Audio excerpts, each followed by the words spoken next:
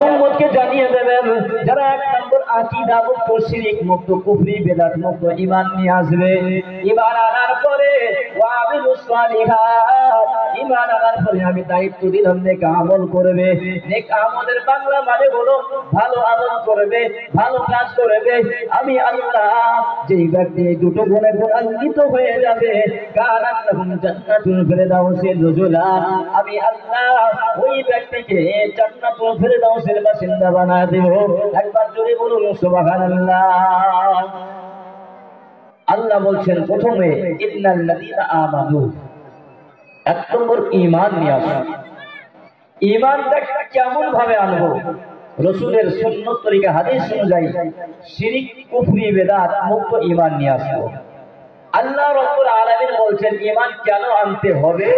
ঈমান এর জন্য আনতে হবে যে আমার জান্নাত যদি পেতে চাও, আমার সমস্ত রকমের আযাব গজব থেকে যদি পরিত্রাণ পেতে চাও, শর্ত দিয়েছি তোমাকে ঈমান আনতে হবে। কারণ ঈমান ওয়ালার জন্যই জান্নাত, বেঈমান ওয়ালাদের জন্য আমি আল্লাহ নয়, ঈমান ওয়ালাদের জন্য। তাই আগে ঈমান নিয়ে আসো। ঈমান আনতে হবে কার উপর? একমাত্র আমাকে মনে করতে হবে আমার সৃষ্টিকর্তা, আমার পালন কর্তা একমাত্র হচ্ছেন আমার আল্লাহ। কে জোরে বলুন, কে? আল্লাহ। আল্লাহ বলছেন তোমার বেঁচে যাওয়া, মরে যাওয়া, সুস্থ থাকা, অসুস্থ থাকা, খাওয়া আর না খাওয়া, উঠা বসা, জামাটা পর্যন্ত পরবে, একটা কদম ধাপ উঠাবে, সেই ধাপটাও যেন আমি আল্লাহর জন্য হয়। কার জন্য? জোরে বলুন, আল্লাহর জন্য। এটা আবার কেমন করছো? হ্যাঁ, দলিল দিচ্ছি সূরা আরাফ ৮ নম্বর পারা ৯ নম্বর সাফার ভিতরে সূরার আগের শেষের অংশে আল্লাহ রাব্বুল আলামিন বলছেন বিসমিল্লাহির রাহমানির রহিম কুল ইন্না সালাতি ওয়া নুসুকি ওয়া মাহইয়ায়া ওয়া মামাতি লিল্লাহি রাব্বিল আলামিন। আল্লাহ রাব্বুল আলামিন বলছেন সূরা আরাফের ভিতরে ৮ নম্বর পারা ৯ নম্বর পৃষ্ঠাতে আল্লাহ বলছেন কুল ইন্না সালাতি, হে নবী আপনি বলে দেন, আপনি জানিয়ে দেন নিশ্চয়ই বান্দার বেঁচে যাওয়া, মরে যাওয়া, খানা খাওয়া আর না খাওয়া, সুস্থ থাকা অসুস্থ থাকা, বান্দা বান্দি যে হালাতে থাকুক না কেন, যে অবস্থাতে অবস্থান করবে, সবটাই আমি আল্লাহর জন্য হতে হবে। কার জন্য হতে হবে? আল্লাহ। আল্লাহ নবী বলেছেন তোমাদের মধ্যে যদি কয়েকটা গুণ পাওয়া যায়, দুনিয়ার বুকে তোমরা কামিয়াবি হয়ে যাবে, বারজাখ কবরের জিন্দেগিতে তোমরা কামিয়াবি হয়ে যাবে, আখিরাতের জিন্দেগিতে তোমরা সফলতা অর্জন করবে। মদিনাওয়ালা নবী বলেছেন ঈমান মজবুত করে ঈমানকে আনয়ন করতে হবে। ঈমান গ্রহণ করা যেমন কঠিন কাজ, ঈমান যেমন কালেমাকে যেমন লা ইলাহা ইল্লাল্লাহু মুহাম্মাদুর রাসূলুল্লাহ এটাকে গ্রহণ করা যতটা কঠিন, এটাকে অ্যাকসেপ্ট করে নেওয়া যতটা কঠিন। ও মুমিন মুসলমানেরা, এটা উপরে টিকিয়ে মজবুত থেকে আমল করে কবর পর্যন্ত যাওয়া তার চাইতে বড় কঠিন। কঠিন না? কঠিন না? তুমি মরলে তোমার মা, তোমার বাপ, তোমার ভাই, তোমার বোন, তোমার পাড়া প্রতিবেশী শুকরিয়া আদায় করে আলহামদুলিল্লাহ বলে। আব্বাজি, আমার ভাইজান, সোনা বোনেরা, দুনিয়াটা বেশি দিন থাকার জায়গা না। রাসূল তার হাদিসে বলেছেন আদ-দুনিয়া ও মাজরাতুল আখিরাহ, দুনিয়াটা হচ্ছে আখিরাতের তুলনায় খেলছুড়ো। আপনাদের সম্মুখে আমি একটা আয়াত তেলাওয়াত করেছি, অবস্থান করেছি, পেশ করেছি। যে আয়াতটা অবস্থান করছে সূরা কাহাফের ভিতরে 16 নম্বর পারার 4 থেকে 5 নম্বর সাফার মধ্যে, সে আয়াতের ব্যাখ্যা বিশ্লেষণ আমরা ফলো করি, তাহলে আমরা কিভাবে আমরা চলাফেরা করলে আমার এই জগৎ, পরের জগৎ, কবরের জগৎ সবটাই সুখময় হয়, এটা আমরা বুঝতে পারব। সূরা কাহাফের ভিতরে আল্লাহ পাক রব্বুল আলামিন তার পবিত্র ভাষায় মানব জাতি যেন বুঝতে পারে, শিখতে পারে, সমস্ত ভাষার মানুষ যেন সহজ হয়ে যায়, এজন্য আল্লাহ আরবি ভাষায় কোরআন নাযিল করলেন। আরবি ভাষায় কোরআন নাযিল করে আপনাকে আমাকে সাবজেক্ট বাই সাবজেক্ট শিক্ষা দিচ্ছেন। কেন শিক্ষা দিয়েছেন সেটাও আল্লাহ রাব্বুল আলামিনের আয়াত দ্বারা আমি আপনাদেরকে শুনিয়ে দিচ্ছি। আল্লাহ রাব্বুল আলামিন বলছেন সূরা কাহফের ভিতরে বিসমিল্লাহির রাহমানির الرحيم إن ইন্নাল্লাযীনা আমানু ওয়া আমিলুস সালিহাত কানাত লাহুম জান্নাতুল ফিরদাউসি নুজুলা। আল্লাহ তাআলা বলেন ইন্নাল্লাযীনা আমানু, নিশ্চয় যারা এক নম্বর ঈমান আনবে, ওয়া আমিলুস সালিহাত, ঈমান আনার পরে নেক আমল করবে, কানাত লাহুম জান্নাতুল ফিরদাউসি নুজুলা। আল্লাহ রাব্বুল আলামিন বলেন, এ নবী আমি আপনার উপরে ওহী নাযিল করলাম, সূরা কাহফের আয়াতটা আপনাকে অবতীর্ণ করে শোনালাম। আসতে পেরেছি আলহামদুলিল্লাহ। যারা এখনো আসতে পারেনি, আমি আপনাদের কাছে আবার শেষবারের মতো অনুরোধ করছি, আপনারা চলে আসেন।